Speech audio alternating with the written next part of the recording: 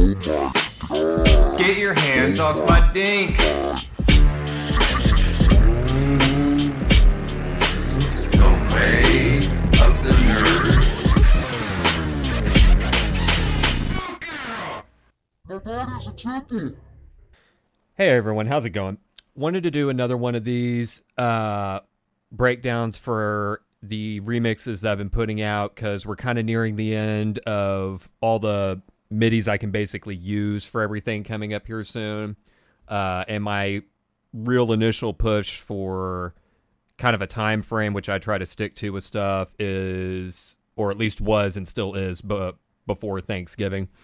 So waited around while I was doing more tracks to kind of see if any particular prior remixes that I put out would gain any more traction over than any others in particular. And so I decided to work with two in particular that I not only have gotten a little bit more feedback, but also some comments on. So the first one out of the two that I wanted to do was the Isle of Despair theme remix that I worked with, the Isle That Ate People, which is a pun, play on words, whatever, of the Peter Gabriel track, Tower That Ate People, if anyone didn't get that. But regardless, it has gotten a little bit more traction than the others, so I decided to go ahead and work with it. We don't really need to do any breakdown of any stuff that we did in the other video as far as going through any of the aesthetics of the general project, but we'll just go ahead and kind of see what we got to work with here. And we'll start with our main cut. So, as usual, we have a MIDI breakpoint that we have from the sample, which is, as mentioned in the prior video, from a MIDI export through Finale Notepad, which is a free version, freeware, open source, whatever you call it, of Finale, which basically just reads score.mus, various music files, and you can export them through various other formats. I use MIDI, as I've mentioned before. So we have the Isle of Despair theme, and I don't know if...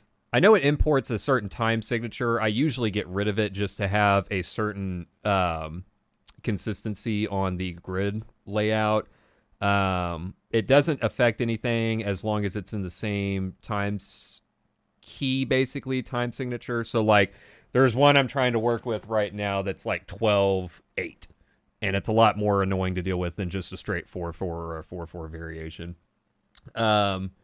So anywho, but this one is the usual 4/4, and so we have our 120. It probably isn't at 120 originally. It's sped up a little bit, but I needed to variate the remixes with stuff from earlier, which were a little bit more slower tempo generally, to having at least a couple more higher BPM rated ones, just to kind of fan things out a bit, because I knew later down the line there would be a couple songs in particular I'd want to slow down.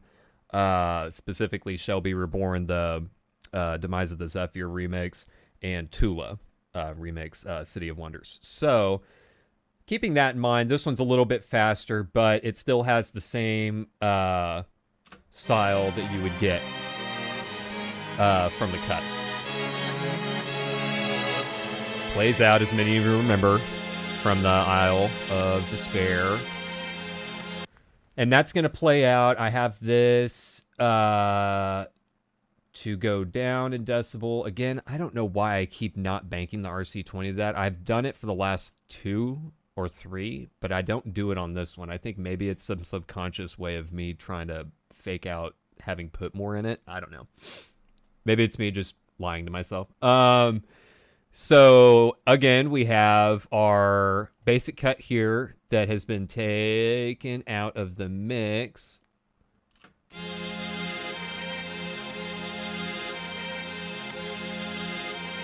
I actually like that one quite a bit. So, again, broke that, took it down here to our next stem, Started messing around with some pigments and serum stuff, which is, again, most of what I use except for the V7 Arturia collection.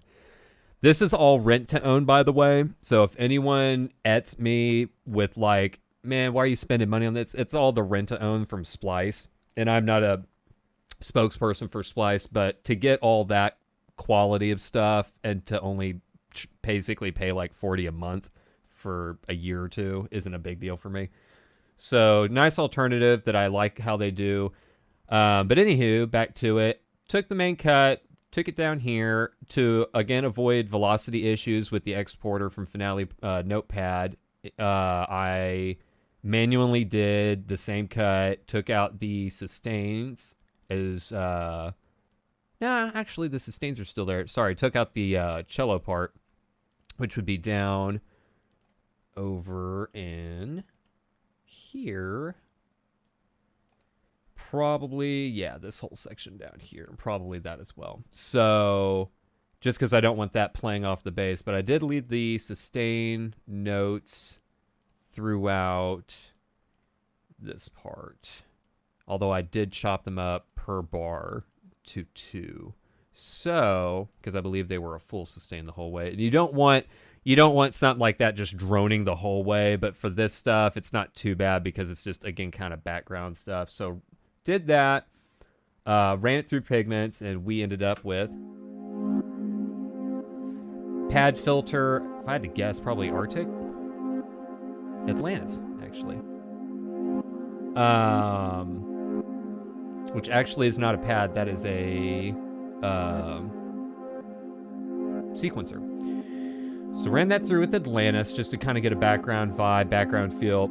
I kind of tend to stick with Atlantis when it comes to anything related to me trying to really, in a dumb way, project the idea of like water.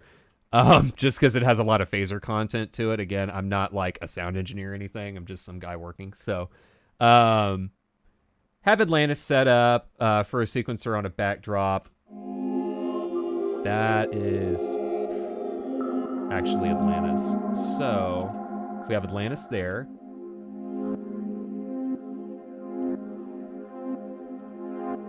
And then, let's see. Coherence. And Coherence is a pad. So I was right the first time. So we have Coherence on our first one.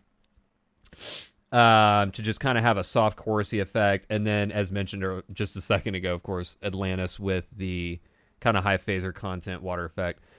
Added nothing more from that sequence, and then started doing, for the next air quotes verse parts, the stuff that I started to add in. This is Serum.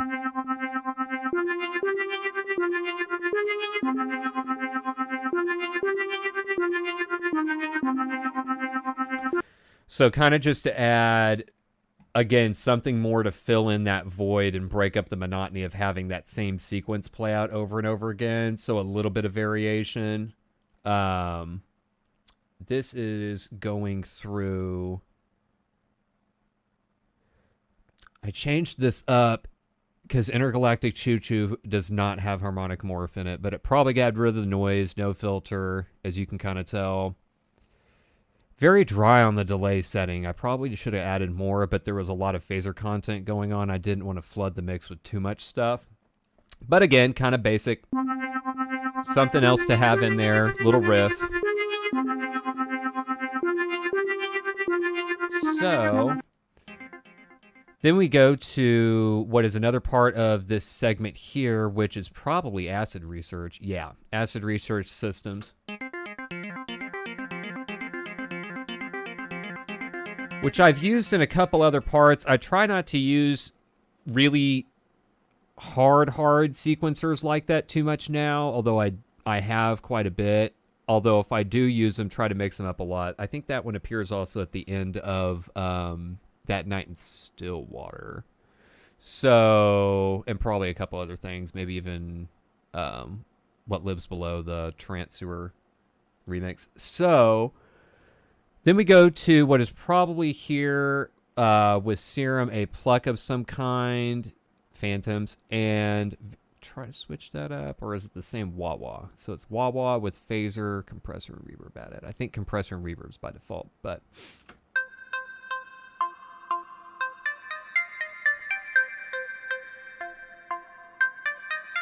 kind of a little rift, little hook.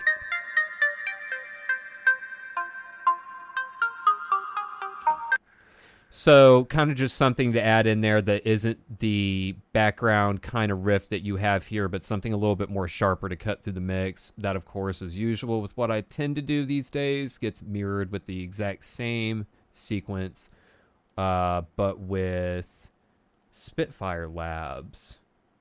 And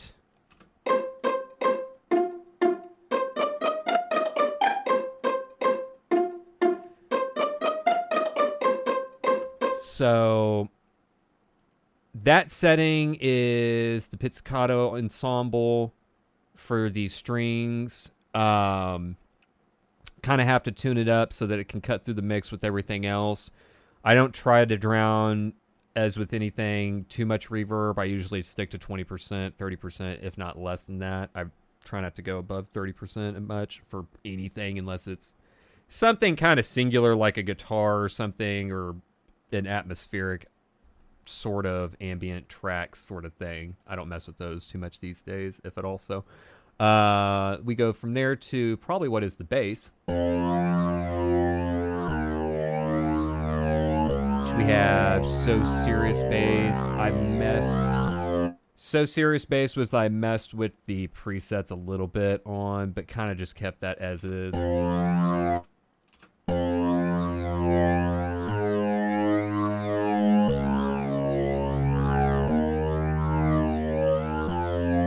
So yeah. These, of course, all kind of come in at different times to try to break it up from just having a wall of sound hit you all at once. It's, again, nothing fancy. I'm still learning a lot of this, but, again, trying to break it up, have everything slowly kind of come in as quickly as possible so you get the main feel of the riff without losing too much at the beginning. And then, of course, we get down to our drums. Still learning so much on drums, and I don't know anything as much as I really wish I did, but your basic progression right there. Oops, not that. That's the snares and claps. Have your bass line down here, bass kicks, all the hi-hats. Try to have different hi-hats for different sections, not the same one, so it doesn't sound like it's getting hit over and over again. Try to keep the velocities not too high. It varies a little bit between each one, as much as I can possibly have it do, or is randomized between each one, but not having it go all the way up, which is, as he said, as he shows the snare section, which is pretty high up, which, as you can tell,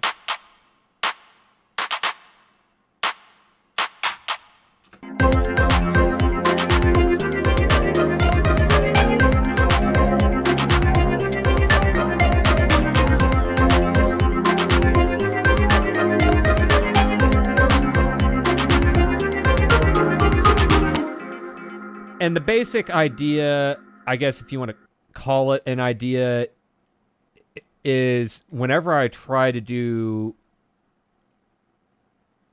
one of these, it kind of boils down to what I get out of the mix and the vibe that I get from the main cut, and the kind of meta knowledge of how the game plays out and what it's supposed to be. Because when you're talking the Isle of Despair, you're talking like the worst place you ever want to go. So kind of wanted to give an ominous, looming feeling like you would have if, again, everything sounded like sense in your head if you were a crazy person, or in the more thematically general sense, if you were on a boat and you were being sent there, and you have this looming, ominous feeling of what is to happen, and then, of course, you get there, and it's as bad, if not worse, than you could have imagined. So we get done with our first part of the verse. We then get to our break. We'll start a little before that.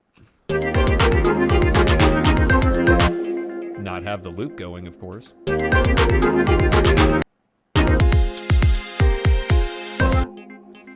So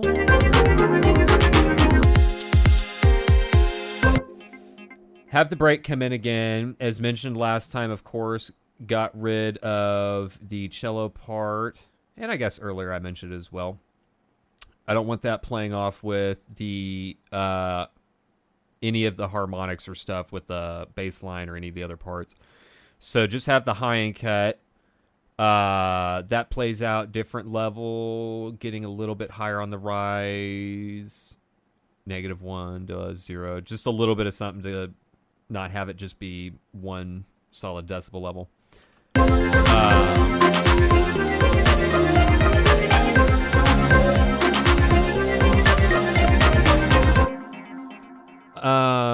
As with usual stuff, got rid of, try to switch it up, got rid of a part from the first end, which would have been the coherence pad.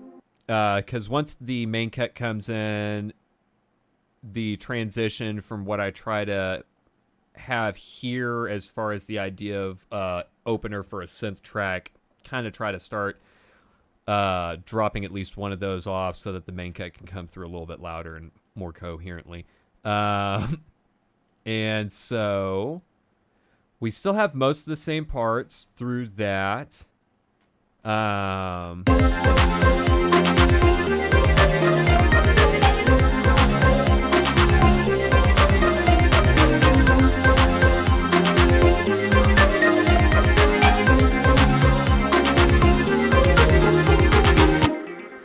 It's like a weird mix between like someone that took an Arcanum sample and like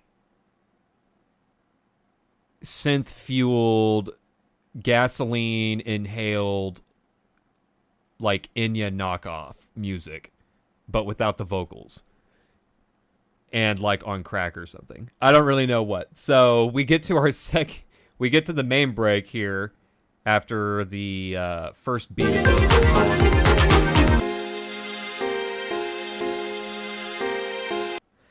Had a piano down here that I ended up using from the V2 Arturia section. If I had to take a guess, it probably is not the right one I would have guessed.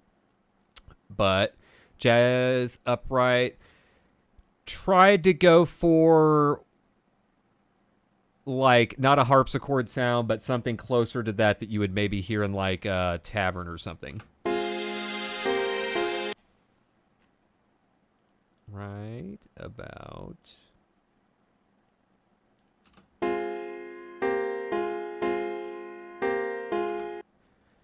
And no drum pattern in this section between both beats most of the time, at least especially now I try to do that. But again, 2 bars, little couplet here, and then we get to our air quotes verse 1 of the second beat.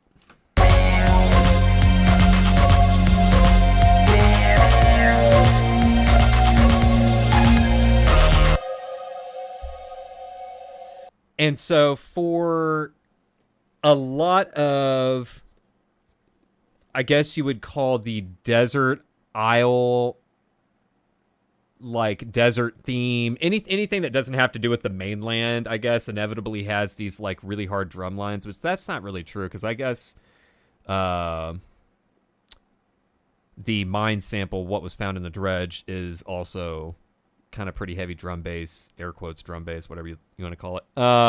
But they inevitably seem to have like these really rhythmic drum patterns comparatively to the other ones, which is fine. Which I guess isn't true either, because like City of Wonders, well, but City of Wonders is still, I guess, technically attached to the mainland, because Tula isn't on an island. Anywho, so we get to our main section of the drum line.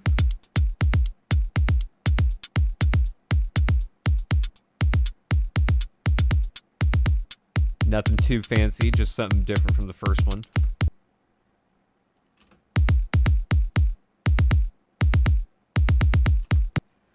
And then we go from that to our snare section. Again, nothing too crazy.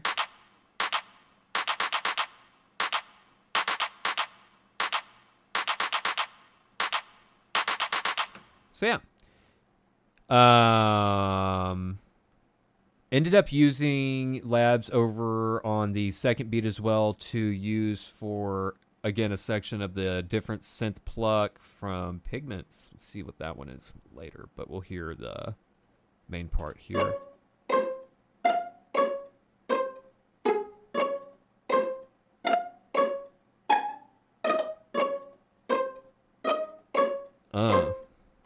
Yeah. Love coming up with those things. So same part, just with the synth. I usually try to do the synth first and then add the violin mirror to that.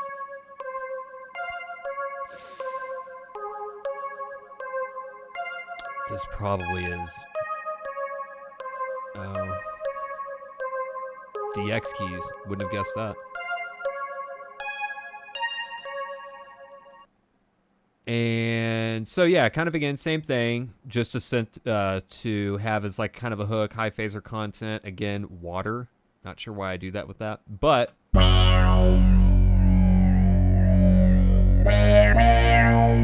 baseline.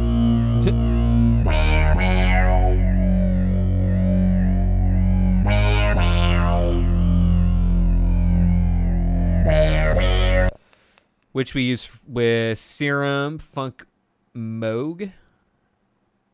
I probably am pronouncing that incorrectly, but we have that set up to do its kind of very ominous sort of overtone here, and then we have it go on a rise on our second part, second verse.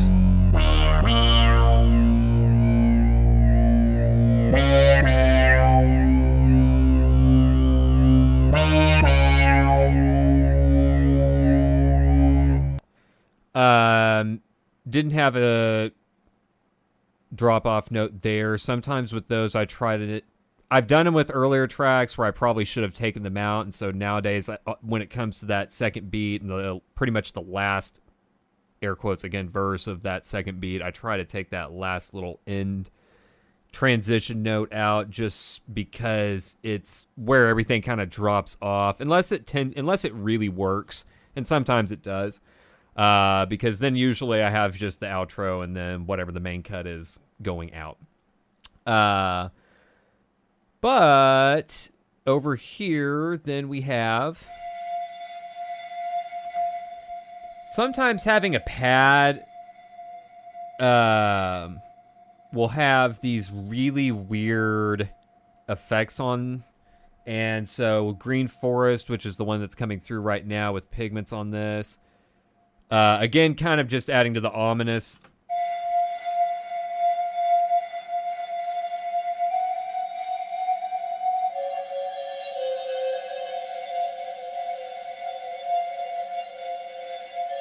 Sort of vibes.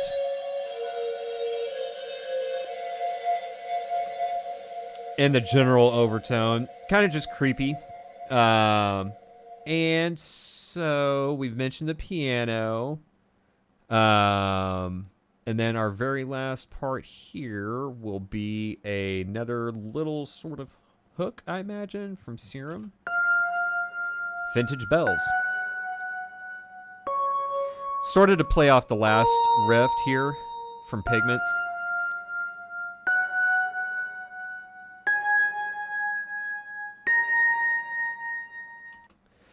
Yeah, not too crazy or anything. And then here we get to our basically outro. Same synth part from the second beat. This actually did leave the last kind of rise note in.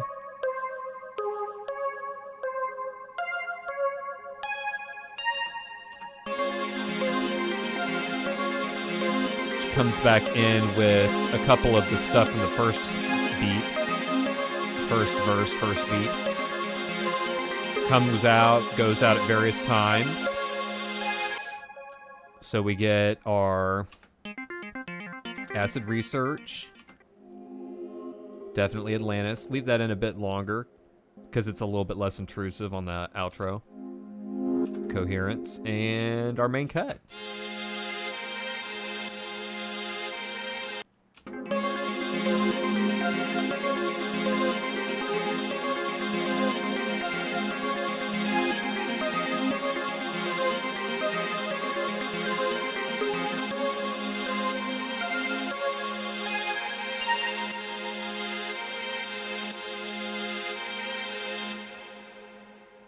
And yeah, leave the last part out so that we have at least a little bit of fade on whatever our decibels are and doesn't just cut right out.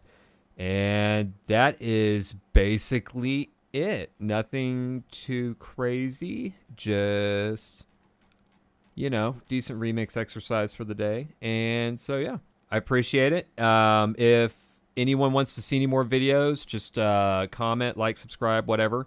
And hit me up. And y'all have a good one.